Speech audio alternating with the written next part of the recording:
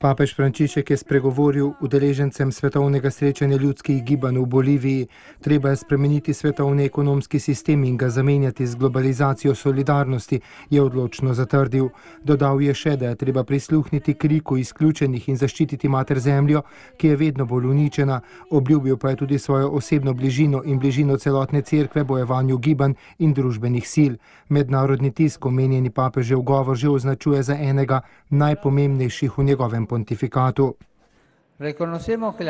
Papež je na srečanju ljudskih gibanj postal glas zadnjih v družbi, predlagal je svoj pogled na rešitev težkih nepravičnosti po vsem svetu. Zatrdil je, da so zemlja, dom in služba svete pravice in se vredno boriti zanje. Ali smo sposobni priznati, da je ta sistem v središče postavil logiko profita za vsako ceno, ni pa mislil na socialno izključenost ali uničevanje narave, se je vprašal sveti oče. Če je tako vztrajam, povejmo to brez strahu, da hočemo resnično spremembe, kajti ta sistem ne vzdrži več, narodi ga ne prenašajo več in tudi zemlje ga ne prenaša več. Globalizacija upanja, ki se rojeva med ljudstvi in raste med ubogimi, mora zamenjati sedanjo globalizacijo izključenosti in brezbrižnosti. Potrebujemo pozitivno spremembo, ki bi jo lahko imenovali odrešujočo, je poudaril Frančišek.